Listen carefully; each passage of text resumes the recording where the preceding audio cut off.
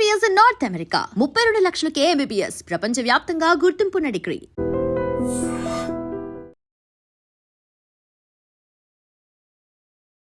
నమస్కారం, welcome to I dream. ధర్మ మార్గం విత్ విజిత కార్యక్రమానికి స్వాగతం. మనకు భాద్రపద మాసం రాబోతోంది మరికొద్ది రోజుల్లో. భాద్రపద మాసం అనగానే మనందరికీ గుర్తొచ్చేది వినాయక చవితి. నిజంగా వినాయక చవితి అంటే పిల్లల నుంచి పెద్దవాళ్ళ వరకు కూడా ప్రతి ఒక్కరూ చాలా ఆడంబరంగా విశేషంగా జరుపుకునే పండుగ ఈ వినాయక చవితి. మరి వినాయక చవితి మనందరము కూడా శాస్త్ర ప్రకారంగా మన పురాణాల్లో ఏముందో ఆ రకంగా జరుపుకుంటున్నామా లేదా, అసలు వినాయక చవితి పూజా విధానం ఏ రకంగా ఉండాలి, ఖచ్చితంగా వినాయకుడిని నవరాత్రులు అంతా కూడా ఆరాధించాలా, అసలు ముఖ్యంగా వినాయకుడిని ఎటువంటి విగ్రహాన్ని పెట్టి ఆరాధించాలి, ఇలాంటి మరిన్ని విషయాలు ఇప్పుడు అడిగి తెలుసుకుందాం. ప్రస్తుతం మనతో పాటు ఉన్నారు ప్రముఖ ఆధ్యాత్మికవేత్త, పంచాంగకర్త బ్రహ్మశ్రీ చిలకమర్తి ప్రభాకర చక్రవర్తి శర్మ గారు. ఇప్పుడు గురుగారితో మాట్లాడి ఈ విషయాలన్నీ కూడా వివరించుకుందాం. నమస్కారం గురుగారు. నమస్కారం అమ్మా. ఎలా ఉన్నారండి? బాగున్నాను. గురుగారు, వినాయక చవితి రాబోతోందండి మరికొద్ది రోజుల్లో. సాధారణంగా వినాయక చవితి అనగానే కూడా మనందరం చాలా ఆడంబరంగా జరుపుకుంటూ ఉంటాం. అదంతా పక్కన పెడితే ముందుగా అసలు వినాయకుడిని ఏ రకమైన విగ్రహం పెట్టాలి, ఒకప్పటి కాలంలో చూసుకుంటే పసుపు గణపతిని మాత్రమే ఆరాధించేవారు అని చెప్పేవారు. కానీ ఇప్పుడు మనం చూసుకుంటే రకరకాల విగ్రహాల రూపంలో ఆరాధిస్తున్నాం. అసలు ముందుగా విగ్రహం ఏ రకమైంది తీసుకోవాలి, ఆ తర్వాత పూజ ఎలా చేయాలనేది మాట్లాడుకుందామండి. చాలా చక్కటి ప్రశ్నమ్మా. మనం విఘ్నేశ్వరుడు పూజ, మనకి సంవత్సరం మొత్తంలో అనేక పూజలు వ్రతాలు ఉన్న వినాయక వ్రతం చాలా ప్రత్యేకమైనది, విశేషమైనది. ప్రతి ఒక్కళ్ళు అఖండ భారతంలో సనాతన ధర్మాన్ని ఆచరించేటువంటి వారంతా ఖచ్చితంగా ఏదైనా వ్రతాన్ని చేస్తారంటే అందులో ఉండేటువంటి మొట్టమొదటి వ్రతం వినాయక వ్రతం. రెండోది, మనం ఏ పూజ చేసినా, ఏ శుభకార్యం చేసినా, గృహారంభ, గృహప్రవేశ, వివాహాది ఏ క్రతువులు చేసినా విఘ్నేశ్వరుని పూజించకుండా ఆ పూజ ఉండదు. అందులో పసుపు విఘ్నేశ్వరుని అక్కడ పూజించే చేయాలి. వినాయక వ్రతంలో కూడా పసుపు విఘ్నేశ్వరుని ముందు పూజించి అప్పుడు గణపతి పూజ చేయాలి. దానికి యొక్క విధి విధానం అలాంటిది. విగ్రహారాధన ముందు ఖచ్చితంగా పసుపు విఘ్నేశ్వరుని పూజించాలి. రెండోది, అసలు వినాయక చవితి పూజ, వినాయక వ్రతం ఎందుకంటే ఓం గణాన అంత్వా గణపతి గుమ్మవామహే కవిం కవీనా ఉపశ్రమస్తమం జ్యేష్ఠరాజం బ్రహ్మణాం బ్రహ్మణస్పత ఆనశృణ్వన్ నోతిభిస్సీదసాదనం శ్రీ మహాగణాధిపతయే నమః. అంటే గణాలకు అధ్యక్షుడు, గణనాయకుడు, విఘ్నాలను తొలగించేటువంటి విఘ్నేశ్వరుని పూజించినటువంటి వారికి ఆ సంవత్సరంలో ఎప్పుడు ఏ విషయంలో ఆటంకాలు ఉండవు, విఘ్నాలు ఉండవని శాస్త్రాలు తెలియజేశాయి.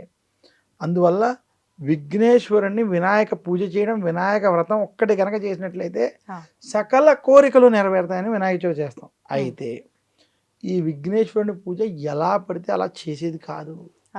వినాయక పూజలో నిగూఢ రహస్యాలు దాగున్నాయి. ఏంటండి?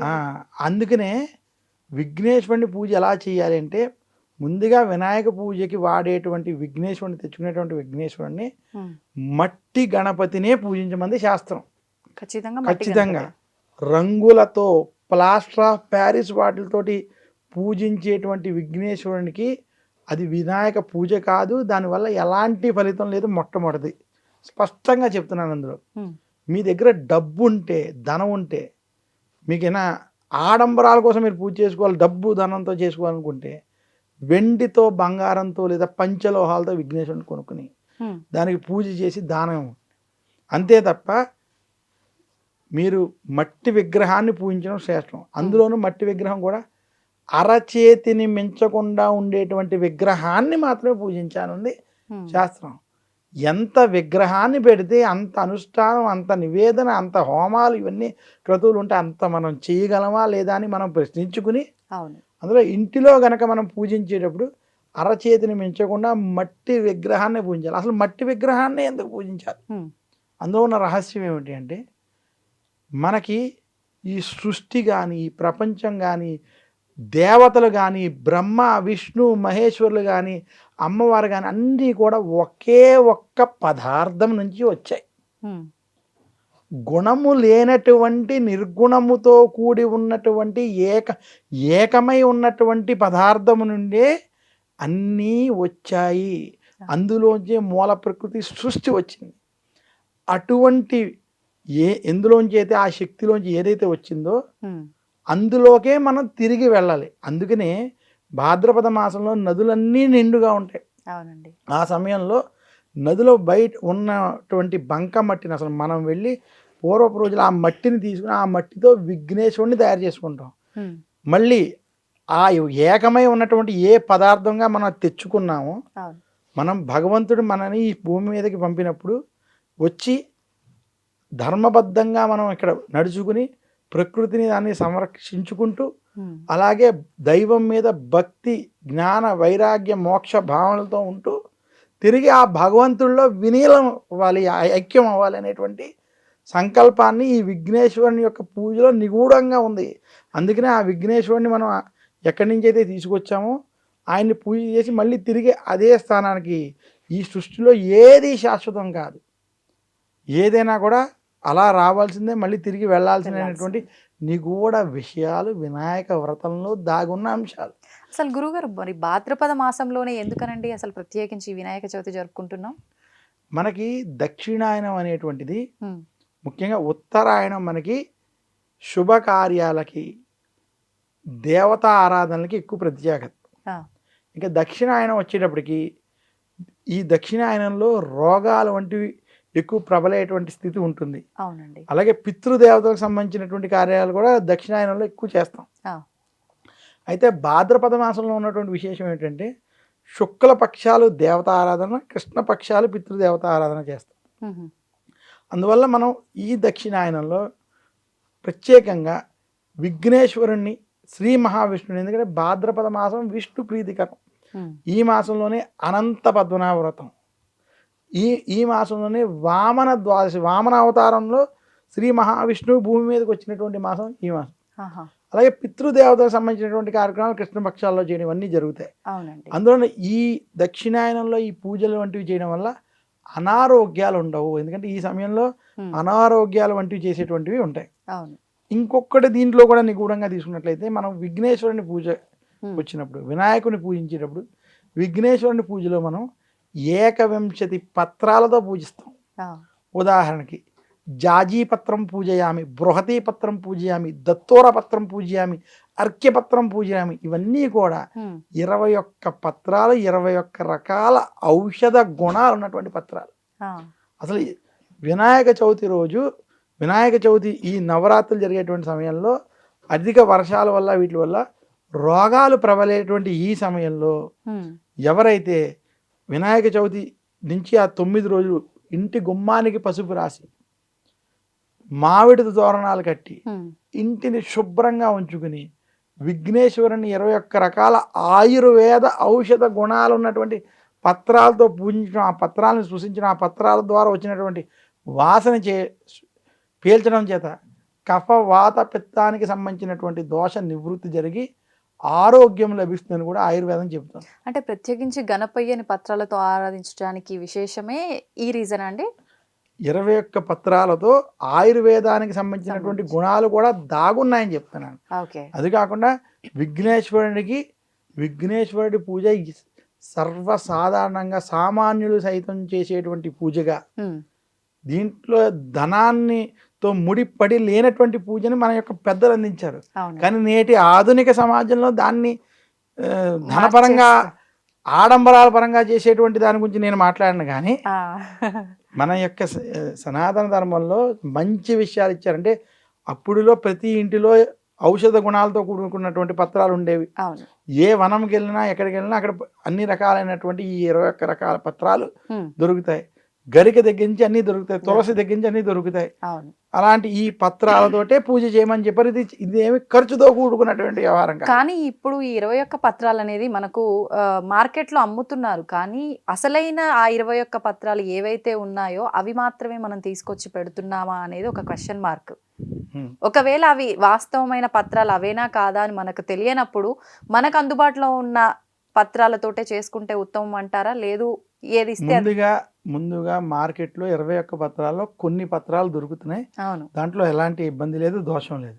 కానీ చాలా మందికి అసలు మన పూర్వీకులు శాస్త్రాలని సైన్స్ని చదువుని ఎలా అందించేవారో ఇందులో మనం అర్థం చేసుకోవాలి. ఆ, చాలామందికి అశోక వృక్షం తెలియదు.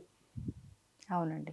చాలామందికి మనకు ఉన్నటువంటి వటవృక్షాలు, మనకు ఉన్నటువంటి మర్రి చెట్టు, ఆ, అర్థమవుతుందండి, పంచవటి అనేటువంటి పదాలు ఇవన్నీ చాలామందికి తెలియవు. తెలియదండి. అర్థమవుతుందా? మనకు ఉన్నటువంటి వృక్ష శాస్త్రం ఏంటనేటువంటి తెలియదు. కానీ పూర్వపు రోజుల్లో ఏ ఆకు ఈ దేనికి ఉపయోగపడుతుంది, బదరికా వృక్షం అంటే ఏమిటి, ఇవన్నీ కూడా పూర్వపు రోజులు అందరికీ తెలిసేవి. ఎందుకంటే వాళ్ళ చదువుకోలేకపోయినట్ట, ఈ రోజుల్లో చదివినట్టు చదవలేకపోయినా వాళ్ళ జీవితంలో అన్ని విషయాలు తెలుసున్నారు. ఇవన్నీ ఆయుర్వేద గుణాలతో ఉన్నాయి కాబట్టి ఆ యొక్క పత్రాలను తెలుసుకుని దాన్ని కనుక వాడినట్లయితే అనారోగ్య సమస్యలు తొలగించుకోవచ్చని మన యొక్క పెద్దలు అందించినటువంటి విజ్ఞానం. ఓకే. అయితే ఒక చిన్న సందేహం అండి. ఇప్పుడు వినాయక పూజ ప్రతి ఒక్కరూ ఏ శుభకార్యమైనా ఎటువంటి విశేషమైనా ముందుగా ఖచ్చితంగా గణపయ్యను ఆరాధించే మిగతా కార్యక్రమాలు మొదలు పెడతారు. ఇది అందరికీ తెలిసిందే. కానీ ఇంట్లో వినాయకుడిని పెట్టుకొని ఈ ఆరాధన చేసే వినాయక చవితి విశేషానికి వచ్చేసరికి ఇది మాకు వంతన లేదు, మా ఇంట్లో మా ముందు తరం వాళ్ళు ఎవరూ చేయలేదు కాబట్టి ఇప్పుడు మేం చేయడానికి లేదు అని చెప్పి అంటూ ఉంటారు. మరి ఆయన పూజకి ఇవన్నీ వంతనలు ఇవన్నీ చూసుకోవాలంటారా? ఇది కూడా చాలా చక్కటి ప్రశ్న అడిగారు. మాకు వంతన లేదు, ఇది లేదు, ఇవన్నీ తప్పమ్మా. మనకి కొన్ని వ్రతాలు, వినాయక వ్రతం, సత్యనారాయణ స్వామి వ్రతం, ఇలాంటి వ్రతాలు ఏవైతే ఉన్నాయో ఇవి ప్రతి ఒక్కరూ వారి జీవితంలో ఆచరించి తీరాలి. అయితే అసలు ముందు విఘ్నేశ్వరుడు వ్రతం ఎవరు చెయ్యాలి అది మనం తెలుసుకుందాం. అర్హత కాదు, విఘ్నేశ్వరుడు వ్రతం ఎవరు చేయాలో తెలుసుకుందాం. ఏ వ్యక్తికి అయితే జీవితంలో నాకు ఏం పని చేస్తున్నా ఆటంకాలు ఎదురవుతున్నాయి, లేదా నాకు సమయానికి వివాహం కావట్లేదు, లేదా వివాహం అయ్యాక అన్యోన్య దాంపత్యం ఉండట్లేదు, భార్యాభర్తల మధ్య మనస్పర్ధలు అధికంగా ఉన్నాయి, లేదా నాకు ఉద్యోగం లభించట్లేదు, లేదా ఉద్యోగంలో సమస్యలు అధికంగా ఉన్నాయి, వ్యాపారం ముందుకు కొనసాగట్లేదు, లేదా వివాహమైన తర్వాత సంతానం కలగట్లేదు, లేదా సంతానం కలిగాక సంతానం అభివృద్ధిలోకి రావట్లేదు, విద్యపరమైనటువంటి దోషాలు ఉన్నాయి, ఇబ్బందులు ఉన్నాయి, ఇలాంటి ఏ సమస్యలైనా ఉన్నాయి. ఎందుకంటే ప్రతి మానవుడికి ఇందులో ఏదో ఒక సమస్య ఖచ్చితంగా ఉంటుందండి. ఈ సమస్యలు రాకుండా ఉండాలంటే ఆచరించవలసినటువంటి ఉత్తమమైన వ్రతం ఏదైనా పూజ ఏదైనా ఉందంటే అది వినాయక వ్రతం. పైగా ఎందుకు వినాయక వ్రతం అంటే ఇది సులువుగా చేసుకునేటువంటి వ్రతం. ఇందులో పత్రిక ఏమీ ఖర్చు ఉండదు. పసుపు గణపతికి పసుపు మట్టితో చేసుకునే విగ్రహాన్ని కూడా మనం ఓపికంటే చేసుకోవచ్చు. దీనికి డబ్బుతో పని లేదు. ఈ రోజుల్లో చాలా మంది మట్టి విగ్రహాలు ఉచితంగా కూడా ఇస్తున్నారు. అందువల్ల అంటే ఒకవేళ ఖర్చున్నా కూడా అతి తక్కువ ఖర్చుతో అయ్యేటువంటివి. అలాగే గణపతికి నివేదన చేసేటువంటి పళ్ళు అన్నీ కూడా ఇంటిలో దొరికేవి, చాలా అతి తక్కువ ఖర్చుతో, ఆడంబరాలంటివి లేకుండా సులభముగా, పైగా విఘ్నేశ్వరుడు త్వరగా ఫలాలను అందిస్తాడు, త్వరగా ప్రీతి చెందుతాడు. అటువంటి ఈ వ్రతాన్ని ప్రతి ఒక్కరూ ఆచరించాలి. ఎందుకంటే వారికి ఈ వ్రతం నియమం లేదన్నా ఏ వ్రతము చేసినా ఖచ్చితంగా విఘ్నేశ్వరుని పూజించాలి. అందువల్ల ప్రతి ఒక్కరూ ఆచరించవలసిన వ్రతం వినాయక వ్రతం. కాబట్టి ఎవ్వరు ఏం శంకించాల్సిన అవసరం లేదు, అందరూ శుభ్రంగా చేసుకోవచ్చు. అయితే ఇప్పుడు మీరు ఎలాగో మట్టి విగ్రహం పెట్టాలి అన్నారు, మరి ఇంతకు ముందర కాలంలో అయితే మండపారాధన మాత్రమే ఉండేది వినాయకుడికి సంబంధించి. కానీ ఇప్పుడు ఇష్టం ఉన్న ప్రతి ఒక్కరు ఇంట్లో కూడా పెట్టి ఆరాధిస్తున్నారు. మండపారాధనలో భాగస్వామ్యం అయినప్పటికీను ఎన్ని రోజుల పాటు ఉంచాలి? నవరాత్రులు అంటారు, కానీ ఇంట్లో 9 రాత్రులు ఉంచడం సాధ్యపడదు. కొంతమంది డేస్ వైజ్ గా 3 రోజులు అంటారు, 3 రాత్రులు అంటారు, 5 రాత్రులు 5 రోజులు అంటారు. అసలు ఏ రోజున మనం చాలా అద్భుతమైనటువంటి ప్రశ్న ఇది. ముందుగా వినాయక వ్రతం మనం చేసినప్పుడు వినాయక వ్రతాన్ని ఫస్ట్ ఎలా ఆచరించాలి, తర్వాత వినాయక వ్రతం ఎన్ని రోజులు చేయాలి, తర్వాత వినాయక నిమజ్జనం ఎలా చేయాలి, ఇది చాలా చాలా ముఖ్యం. ఈ 3 విషయాలు కూడా మనం తెలుసుకుందాం. అందులో మొట్టమొదటిది వినాయక వ్రతాన్ని చాలా భక్తి శ్రద్ధలతో ఆచరించాలి. ఇంటిలో ప్రతి ఒక్కరూ తలస్నానం వంటివి ఆచరించాలి. ఇంటిని మామిడి తోరణాలతో అలంకరించాలి.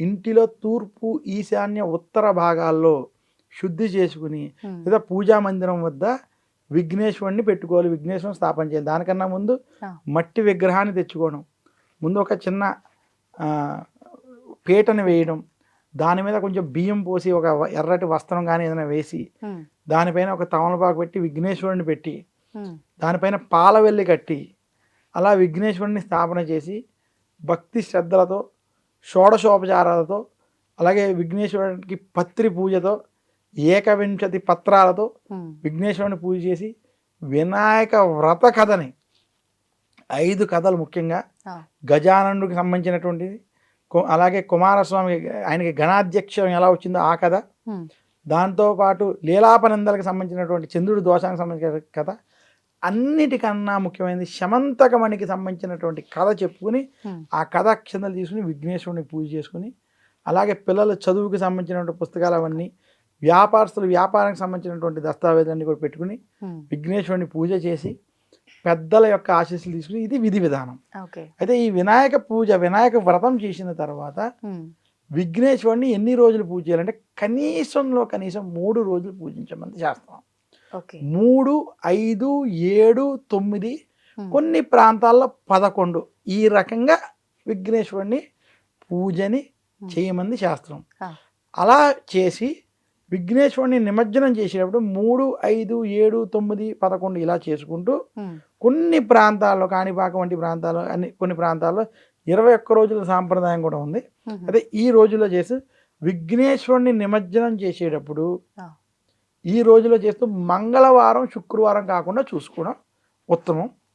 అలాగే నేటి ఆధునిక సమాజంలో కొంతమంది ఇలా 3, 5 మేము చేయలేనటువంటి స్థితిలో ఉన్నప్పుడు మాత్రం మంగళ శుక్రవారాలు దోషాలు లేకుండా చూసుకుని వాళ్ళ నిమజ్జనాన్ని పాటించినట్లయితే శుభ ఫలితాలు కలుగుతాయని తెలియజేస్తున్నాను. ఇప్పుడు కొన్నిసార్లు కొంతమంది ఈ రోజున వినాయక చవితి అయితే ఈ ఒక్క రోజు ఉంచి మరుసటి రోజు పొద్దున్నే తీసేస్తూ ఉంటారు, పెద్ద వినాయకుడి దగ్గర పెట్టి రావడం ఇలాంటివి చేస్తూ ఉంటారు. మరి మరుసటి రోజు మీరన్నట్టుగా మంగళవారం శుక్రవారం వచ్చింది అంటే వాళ్ళు 3 రోజులు ఉంచుకునే పరిస్థితులు ఉండవు, అప్పుడు ఏం చేయొచ్చు అంటారు? అప్పుడు అదే చెప్తున్నానండి, విఘ్నేశ్వరుని యొక్క నిమజ్జనం మీకు శక్తి కొలది మంగళవారం శుక్రవారం అనేటువంటివి లేకుండా చూసుకుని 3, 5, 7 ఇలాంటి రోజుల్లో చేయడానికి మాత్రమే ప్రయత్నం చేయమని మాత్రం నేను సూచిస్తున్నాను. ఓకే గురుగారు, మరి పూజా విధానం ఇదంతా మాట్లాడుకున్నాము, ఎన్ని రోజులు ఉంచాలో మాట్లాడుకున్నాము. అసలు నిమజ్జనం ఈ ప్రాసెస్ అనేది ఇప్పుడు చాలా గందరగోళంగా జరుగుతోంది. అసలు ఏ రకంగా చేయాలి నిమజ్జన విధానం అనేది? ఐ డ్రీమ్ ప్రేక్షకులందరికీ నేను స్పష్టంగా విఘ్నేశ్వరుని యొక్క గణేశ నిమజ్జన ప్రక్రియ చెప్తాను. చాలామంది నేటి ఆధునిక తరంలో ఆధునిక సమాజంలో విఘ్నేశ్వరుని నిమజ్జన తప్పుడు రూపంలో పాపభూయిష్టంగా చేస్తున్నారు. ఈ ముక్క చెప్పడానికి నేను దుఃఖిస్తూ బాధపడుతూ చెప్పాల్సినటువంటి పరిస్థితి.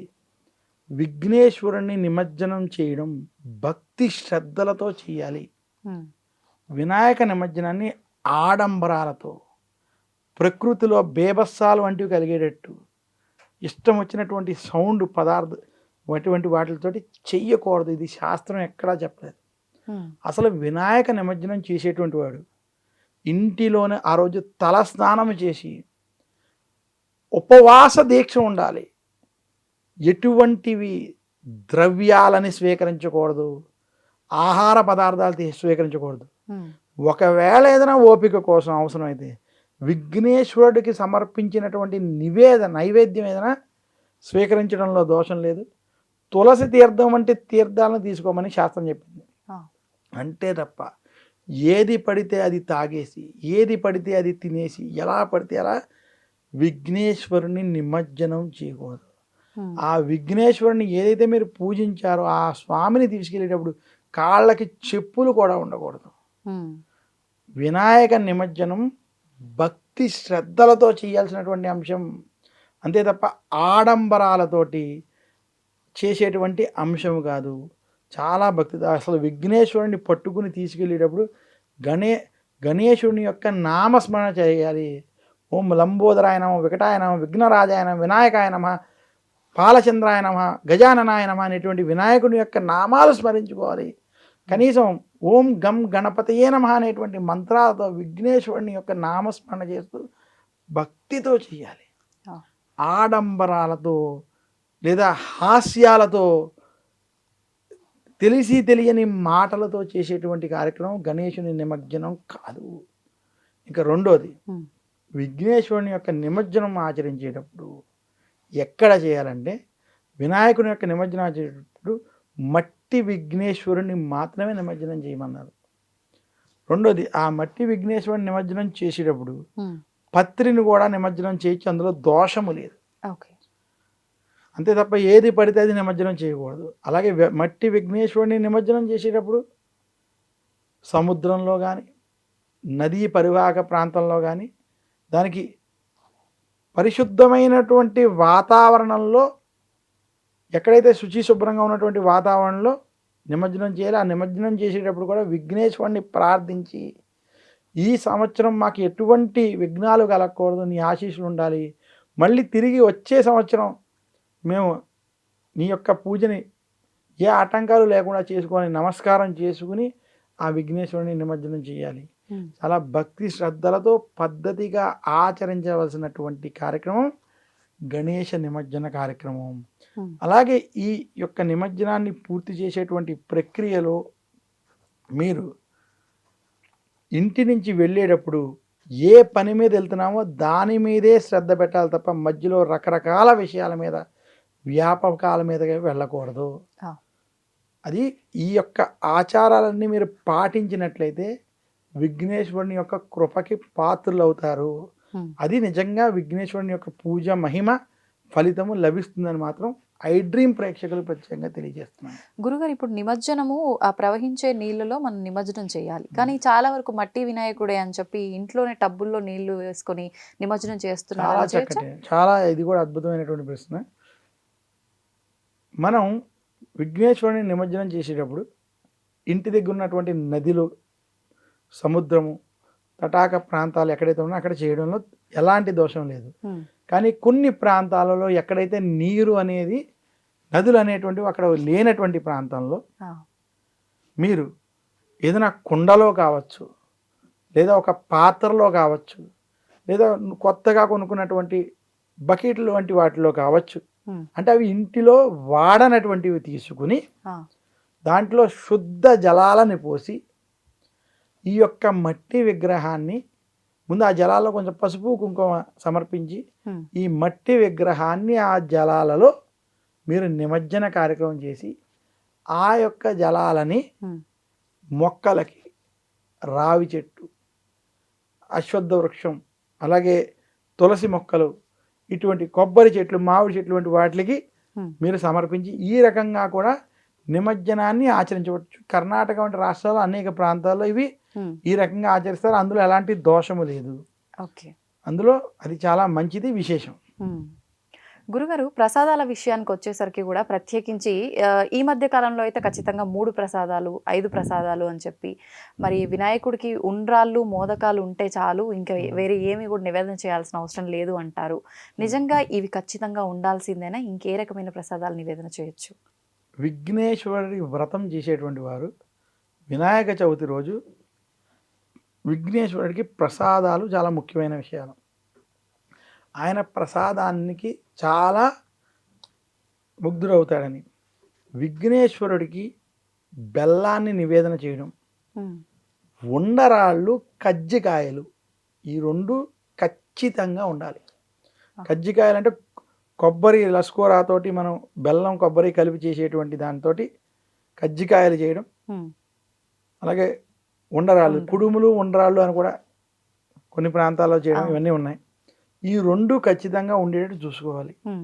దీనితో పాటు ఆ రోజు ఇంట్లో ప్రసాదంగా కొంతమంది పులిహోర, వారికి అనుకూలమైనటువంటి ప్రసాదాలు ఏవైతే ఆ రోజు ఇంట్లో ఏదైతే మీరు తయారు చేసుకుంటారో అదంతా కూడా విఘ్నేశ్వరుడికి నివేదన చేయాలి. అలాగే పాలవెల్లికి అనేక రకాల పళ్ళు అన్నీ కడతాం. అవునండి. ఆ భాద్రపద మాసంలో అన్ని రకాల పళ్ళు వచ్చేటువంటి మాసం. అవన్నీ కూడా విఘ్నేశ్వరుడికి నివేదన చేసి ఆ నివేదన చేసినటువంటి ప్రసాదాన్ని మాత్రమే స్వీకరించాలి. విఘ్నేశ్వరుడి పూజలో వీటితో పాటు ఖచ్చితంగా అరటిపళ్ళు, బెల్లం కూడా కొబ్బరికాయలు నివేదన ఉండేటట్టు మాత్రం ఖచ్చితంగా చూసుకోవాలి. అందులో ప్రతి వ్రత కథ, ముఖ్యంగా వినాయకుడి యొక్క వ్రత కథలు చెప్పుకున్నప్పుడు ఆ 5 వ్రత కథలు చెప్పుకునేటప్పుడు ఒక్కొక్క కొబ్బరికాయ కొట్టి అది విఘ్నేశ్వరుడికి నివేదన చేయాలి. అందువల్ల ఖచ్చితంగా వినాయక వ్రతంలో కనీసం 5 కొబ్బరికాయలు వాడాలి. ఇవన్నీ కూడా వినాయక వ్రతంలో నివేదనగా మనం వాడాల్సినటువంటి విషయాలు. గురుగారు, మరి కలశం అనేది పెట్టాలా ఇంట్లో వినాయకుడిని మనం పెట్టుకున్నప్పుడు? మామూలుగా మండపారాధనలో అయితే ఖచ్చితంగా కలశం ఉంటుంది, మరి ఇంట్లో కూడా కలశారాధన చేయాలి? వినాయక పూజ చేసేటప్పుడు కూడా కలశ పూజ చేస్తాం. ఉమ్, అలా కలశ పూజ చేసేటప్పుడు కలశాన్ని పెట్టుకోవడంలో దోషం లేదు, పెట్టుకోవడం మంచిది. పెట్టుకోవడమే ఉత్తమం. ఆ. ఓకే.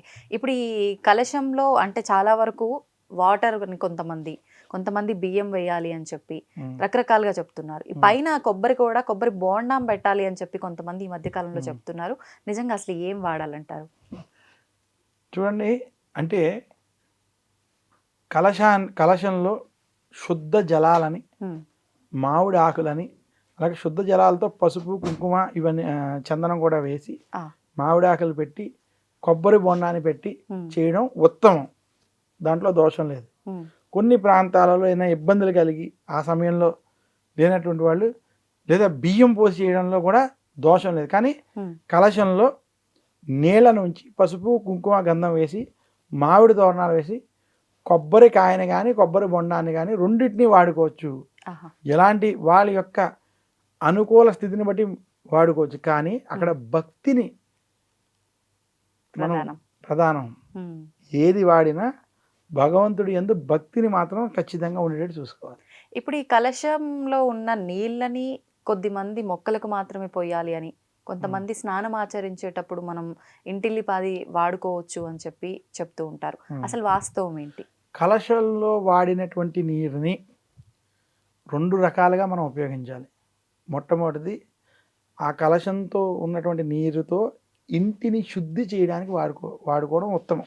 ఆహా, ఇల్లంతా కూడా ఒకసారి శుద్ధి చేసుకోవడానికి ఉమ్, వాడడం ఉత్తమం. అలా శుద్ధి చేసి మిగిలినటువంటి నీరుని ఉమ్. మొక్కలకి సమర్పించడం ఉత్తమం. ఓకే, అదే శ్రేయస్కరం. శ్రేయస్కరం. మరి ఈ కొబ్బరిని కానీ కొబ్బరి బోండాని కానీ ఏం చేయాలి గురుగారు? అంటే మళ్ళీ భగవంతుడి దగ్గర మనం కొట్టొచ్చా, లేదంటే ఏ రకంగా వాడొచ్చు దాన్ని? కలశానికి వాడినటువంటి కొబ్బరికాయ ఏదైతే ఉన్నదో అది ప్రసాదంగా లేదా మీరు చేసేటువంటి వాటిలో వాడుకోవడంలో దోషం లేదండి. ఆహా, నార్మల్గా మనం ఇంట్లోకి వాడుకోవచ్చు. ఓకే, చాలా సంతోషంగా ఉంది గురుగారు. నిజంగా వినాయక చవితి అనగానే అసలు ఏంటి, ఆ పునాదుల నుంచి ఏ రకంగా ఉండేది, ఆ విలువలు ఏంటి, అవన్నీ మర్చిపోయి ఇప్పుడు ఆడంబరాలు హంగామా మాత్రమే వినాయక చవితి అనే పోకడలో వెళ్ళిపోతున్న ఈ రోజుల్లో నిజంగా మీరు చెప్పిన విషయాలన్నీ వింటుంటే చాలా ఆనందంగా అనిపించింది. మట్టి వినాయకుడినే మనం ఖచ్చితంగా ప్రధానంగా పూజించాలి అని చెప్పి కానివ్వండి, ప్రసాదాల దగ్గర నుంచి ప్రతి ఒక్క వివరణ కూడా చాలా అద్భుతంగా ఉందండి. ధన్యవాదాలు గురుగారు. నమస్కారం అమ్మా. గురుగారు, ముగించే ముందు మా ఐడ్రీమ్ తరపున మీకు కూడా మట్టి వినాయకుడిని ఇవ్వాలి అనుకుంటున్నాను గురుగారు. చాలా సంతోషం అండి.